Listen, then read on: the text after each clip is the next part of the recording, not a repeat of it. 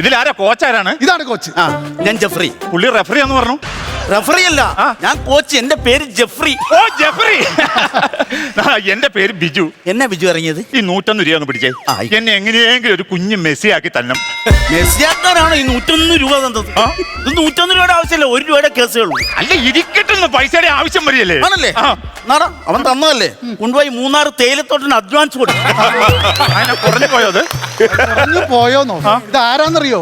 National ലെവലിൽ coach ചെയ്യുന്ന ഒരു കോച്ചാണ്. ആണോ? നിനക്ക് മെസ്സി ആവണോ? ആവണം. എങ്കിൽ കാശ് ഇറക്കണം. കാശ് തന്നെ ഇറക്കും. കാശ് എനിക്ക് പുല്ലാണ്. പിടിച്ചേ, എങ്ങനെയെങ്കിലും ആക്കണം. ആ കാശ് പുല്ല വീണ്ടും 100 രൂപ തന്നിട്ടുണ്ട്. തേയിലത്തോട്ടിന് മാത്രമല്ല, ഏലത്തിനും കൂടെ. ശരി. അപ്പൊ ശരി, 201 രൂപയ്ക്ക് നിന്നെ ഞാൻ മെസ്സി ആക്കണം. എന്നെ ആക്കൂലേ? നീ വന്നപ്പോ തന്നെ ആക്കാൻ തുടങ്ങിയടാ. നിനക്ക് മനസ്സിലാകാൻ. അതാണ്. അല്ല ബിജു, നിനക്ക് ഈ മെസ്സി തന്നെ ആകണം ഇത്ര നിർബന്ധം? കോച്ച് അതെന്നാ സംഭവം? അത് 2025 അർജന്റീന കേരളത്തിലേക്ക് വരുന്നുണ്ടല്ലോ. അപ്പൊ അർജന്റീനയെ കേരളത്തിൽ വെച്ച് എനിക്ക് മുട്ടുകുത്തിക്കണം. അതാണ് എന്റെ ലക്ഷ്യം. അർജന്റീനയെ മുട്ടുകുത്തിക്കാനാണ് 201 രൂപ വലിച്ചെറിഞ്ഞത്. നീ തകർത്ത. കോച്ച് ഞാനൊരു കാര്യം ചോദിച്ചോട്ടെ കോച്ച്? കോച്ച് ഈ മെസ്സി ആയിട്ട് എങ്ങനെയാ അടുപ്പം? എങ്ങനെയാ? എന്താണ് ചിരിച്ചോണ്ടായിട്ട് അങ്ങ് പോവാണോ? യൂട്ടേൺ എടുക്കാൻ പോവാ. എടാ, ഞങ്ങൾ തമ്മിലുള്ള ബന്ധം നീ പറഞ്ഞു കൊടുക്കടാ. ഈ മേഴ്സി എന്ന് പറഞ്ഞ പെണ്ണ് ഈ പുള്ളിയും കൂടെ അടുക്കളയിൽ വെച്ച് ഭർത്താവ് എന്നാ ഇടി അടിച്ചെന്നറിയാമോ? നീ എന്നടാ ഈ പറഞ്ഞു കൊടുക്കണം? അല്ലെ ചെരുപ്പൂടെ നിൽക്കുന്ന മേഴ്സിയുടെ കാര്യമില്ലായിരുന്നു. ചെറുപ്പക്കാരി നിൽക്കുന്ന മെസ്സിയുടെ കാര്യമാണ് അവൻ ചോദിച്ചത്. എടാ, അർജന്റീന കളിക്കാരൻ മെസ്സിയുടെ കാര്യം അവൻ ചോദിച്ചത്. അതാണോ ബിജു? ഈ മെസ്സിയും കോച്ചും തമ്മിൽ അപ്പോ അടയും പോലെയാണ്. അതായത് ഭയങ്കര ബന്ധമാണ്.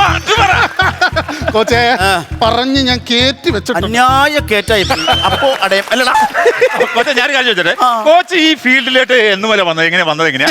ഞങ്ങള് പാരമ്പര്യമായിട്ട് സ്പോർട്സ്മാൻമാരല്ലേ? പാരമ്പര്യമായിട്ട്? പിന്നെ എന്റെ അപ്പനെ കുറിച്ച് നീ കേട്ടിട്ടില്ലേ? ഇല്ല.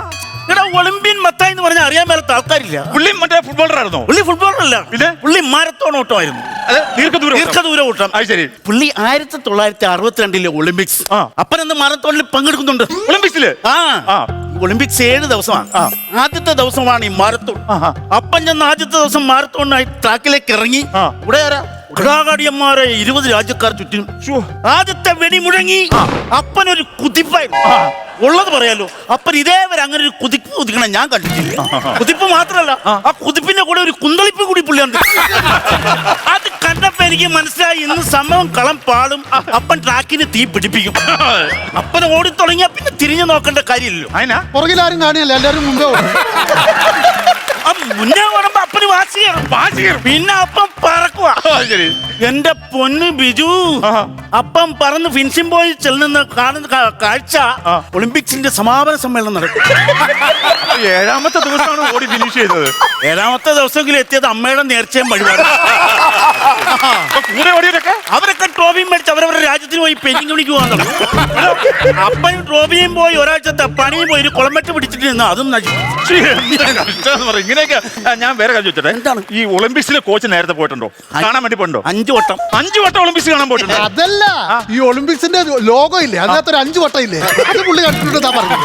എടുത്ത് വെച്ച് നോക്കും. കോച്ച് ഞാൻ ഒരു കാര്യം ചോദിച്ചോട്ടെ, കോച്ച് ഏത് രാജ്യത്താണ് ഇതിനു മുമ്പ് കോച്ചിങ് നടത്തിയിട്ടുള്ളത്? എന്നെ കുറിച്ച് പഠിക്കാതെ വന്നേക്കും. എടാ, ഞാൻ ബ്രസീലിലായിരുന്നു. ഈ പെല എങ്ങനെയാ? 16 ദിവസം അമ്പലത്തിൽ കയറാൻ തൊടിയാ ചെയ്യും. ഇത് ഞാൻ ബ്രസീലിലെ പെലയുടെ കാര്യമാണ് ചോദിച്ചത്. ബ്രസീലിലാണേലും ഇറ്റലിയിലാണേലും ഇന്ത്യയിലാണേലും പെല 16 ദിവസം ഉണ്ട്. നീ 17ാമത്തെ ദിവസം തൊട്ട് നീ കുന്തളിച്ചോടാ. ഞാനൊരു കുപ്പി മേടിച്ചു, ഞങ്ങളും വരാം. ഇങ്ങോട്ട് വന്ന ഒരു കാര്യം പറയട്ടെ. അവൻ പറഞ്ഞു ബ്രസീലിന്റെ കളിക്കാരനായിട്ടുള്ള പെലയുടെ കാര്യമാണ്. അങ്ങനെ ചോദിക്കണ്ടേ? നിനക്ക് വേറൊരു കാര്യം അറിയാം. ഈ കളിക്കാരുടെ ജേഴ്സിയിൽ പുറകിൽ നമ്പറില്ലേ, അത് ആദ്യമായിട്ട് കൊണ്ടുവന്ന ഞാനാണ്. സംഭവം ഞാൻ ബ്രസീലിന്റെ കോച്ചായിട്ടാണല്ലോ ചെല്ലുന്നത്. അതെ. അവിടെ ചെന്ന് കളിക്കാരെ പരിചയപ്പെട്ടപ്പോഴാണ് എന്നെ കിളിപാറിയത്. എന്നാ പറ്റി? ഉമ്മാരുടെയൊക്കെ പേര് റൊണാൾഡീഞ്ഞോ, കുടിഞ്ഞോ, തിരിഞ്ഞോ, മറിഞ്ഞോ, റോബിഞ്ഞോ. എന്നൊക്കെ പേരാ. റൊണാൾഡീഞ്ഞോ വിളിക്കുമ്പോ കുടിഞ്ഞോ കയറി വരും, കുടിഞ്ഞോ വിളിക്കുമ്പോ റോബിഞ്ഞോ കയറി വരും. ആകപ്പാടെ കൺഫ്യൂഷൻ. അപ്പൊ മനസ്സിലായി, ഇമാരുടെ പേര് നമ്മളെ ചതിക്കും. എല്ലാത്തിനും നമ്പറും കേട്ടു. അപ്പൊ വിഷയമില്ല. 6 വിളിക്കുമ്പോ റോബിഞ്ഞോ കയറി വരും, 7 വിളിക്കുമ്പോ കുടിഞ്ഞോ കയറി വരും, 8 വിളിക്കുമ്പോ കാക്ക വരും. കൈകൊട്ടി വിളിക്കുമ്പോഴല്ലേ അത് വെലിക്കാക്ക. എടാ, ഇത് ബ്രസീലിന്റെ കളിക്കാരൻ കാക്ക. ഇവൻ മെസ്സി ആവുന്ന എനിക്ക് തോന്നുന്നു. പറയരുത്, എന്നെ മെസ്സി ആക്കണം. എനിക്ക് അർജന്റീനയെ മുട്ടുകുത്തിക്കണം. ഫ്ലവേഴ്സ് ഒരുക്കുന്ന കാഴ്ച വസന്തം യൂട്യൂബിൽ പ്രേക്ഷകർക്ക് ലൈവായി കാണാം.